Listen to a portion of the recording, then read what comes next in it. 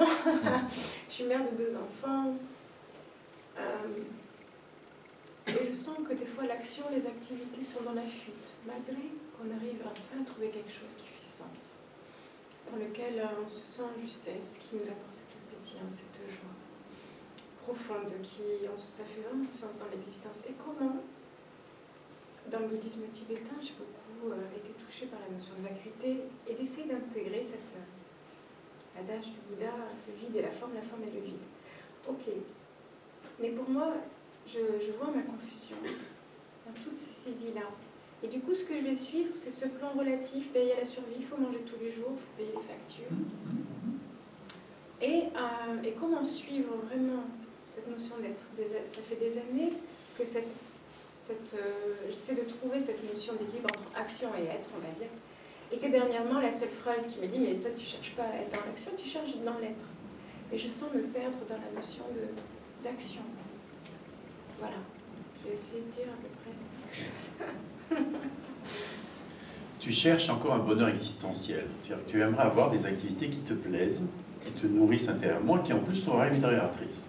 Rémunératrices. Oui. D'accord? Oui.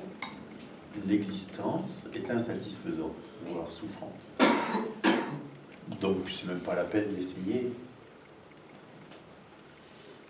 La sagesse n'est pas de trouver ce qu'on aime faire, mais d'aimer ce qu'on fait.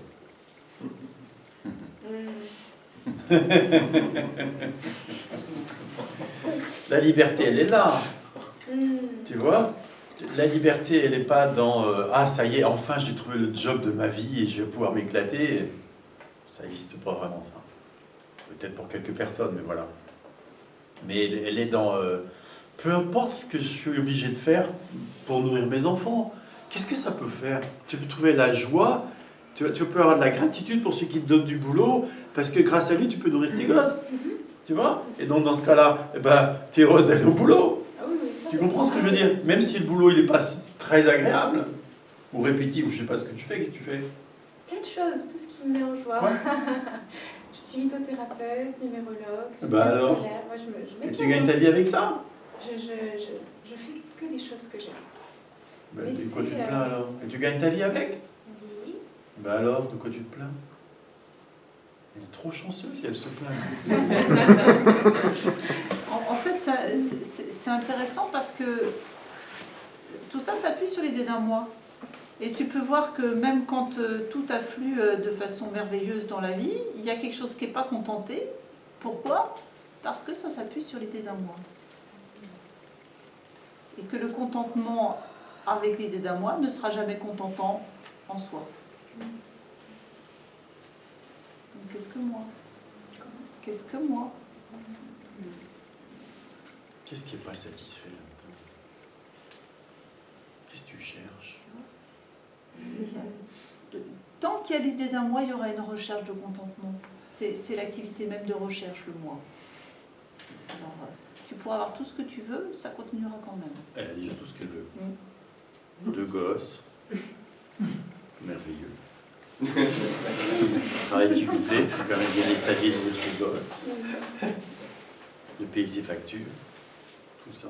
Enfin, elle a déjà tout ce qu'elle veut. Elle a réalisé que la forme et le vide, c'était la même chose. Oui, c'est relatif. C'est vrai que tout ça est relatif. Mais qu'est-ce que tu es en réalité? Là, maintenant, tout de suite. Je ne saurais pas le définir. Hein?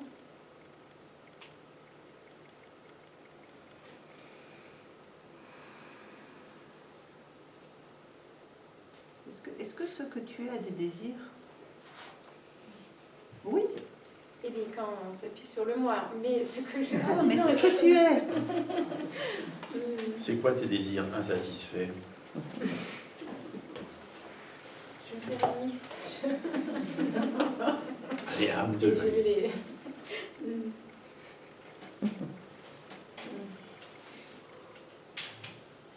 C'était une question humour ou une vraie question? Non, une vraie question. Un ou deux. Ouais. Rhétorique ou non? Les désirs insatisfaits. Il y en a bien qui montent quand même. Alors oui.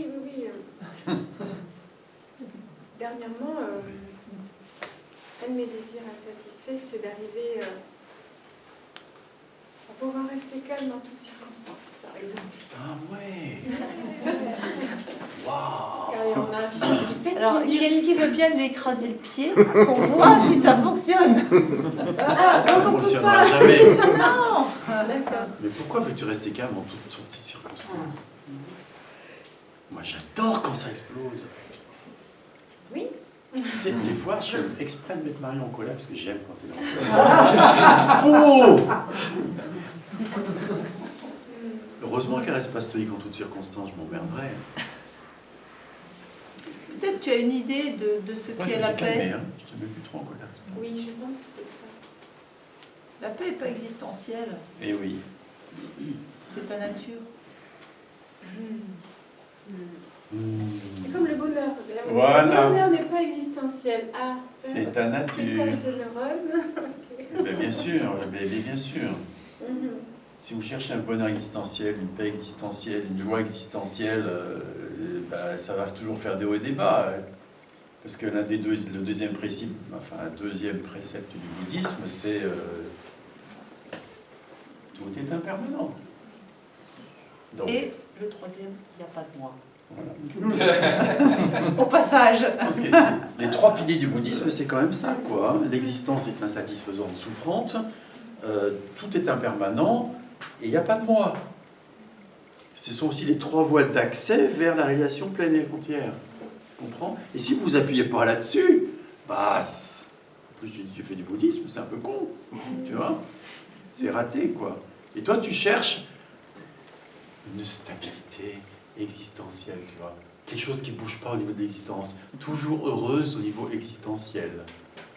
Pas de vagues émotionnelles négatives. Non, c'est Bah si, rester stoïque en toutes circonstances, n'est-ce pas? Rester En fait, c'est pas souriante en c'est- toutes c'est circonstances. pas stoïque. Par exemple, j'appuie ce que je vous ai dit là sur une expérience que j'ai vécue la semaine dernière avec un de mes fils qui était en pleine rage et colère. Et je vois à chaque fois comment lui il cristallise les choses et comment, à ce moment-là, son émotion, et je viens réagir. Oui. Et pourtant, en ce moment, je vois l'émotion, Oui, oui. la colère, et je dis, Oui. ah, je viens me dire quelque chose qui a encore engrainé quelque chose Oui, dans oui, ce cycle de oui, souffrance et oui. qui ne prend pas ce recul-là dans l'instant. Oui. Et qui es-tu pour discuter avec Dieu ce qu'il a fait de toi à ce moment-là? Alors, je ne me suis jamais posé cette question. Il est beau que tu te la poses. Et oui, à ce moment-là, d'accord. Parce que ça, je ne l'avais jamais Mais regardé de cette manière-là. C'est ça que je... qu'est-ce que tu es? Qu'est-ce que tu es? Si tu te prends pour un organisme, alors vraiment, mais qui es-tu pour discuter avec le tout, avec la sagesse et l'amour divin de ce qu'il manifeste?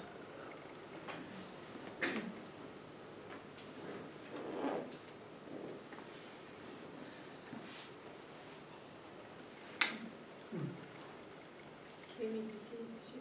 Merci. Ce que vous ne voyez pas, c'est que tout, absolument tout est parfait tel que c'est, tout le temps. Voyez-vous, on peut respecter tout ce qu'on veut contre l'histoire autour du Covid, mais toi, ça t'a fait arrêter, et du coup, ça t'a fait te trouver. C'est pas perdu. Vous comprenez ce que je veux dire? C'est qu'est-ce que vous faites de ce qui se passe? C'est la seule vraie question.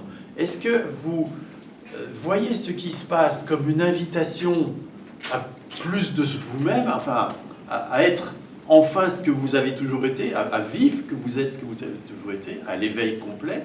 Ou est-ce que vous voyez ce qui arrive comme un drame, comme un problème à résoudre, comme il faudrait que je change, comme c'est pas la même dynamique.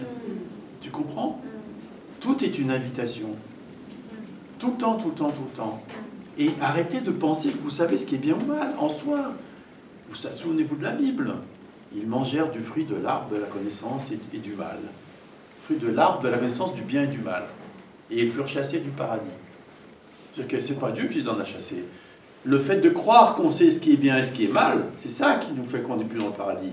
Ou ce qui est juste. On n'a toujours pas digéré ce fruit, on croit toujours savoir ce qui est bien et ce qui est mal. Tu comprends? Mais non, on ne le sait pas. Parce que si vous regardez, même dans votre vie, les moments difficiles, ça vous a apporté des trucs positifs à terme. Donc heureusement que ça a eu lieu.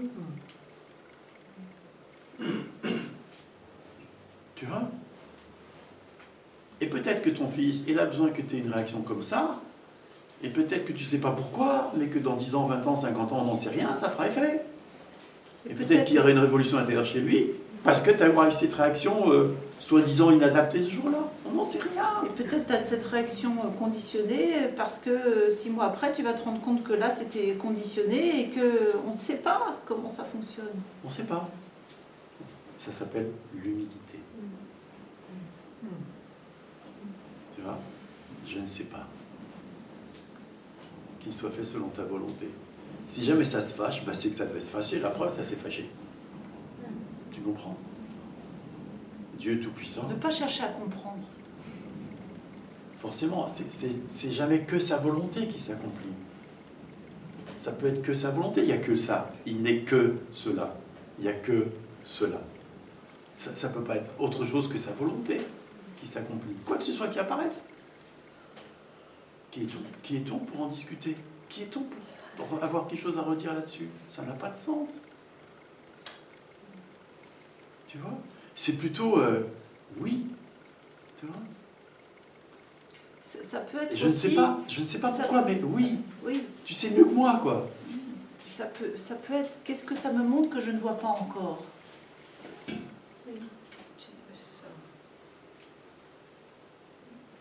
Eh bien, peut-être que la sagesse divine n'est pas comme je crois.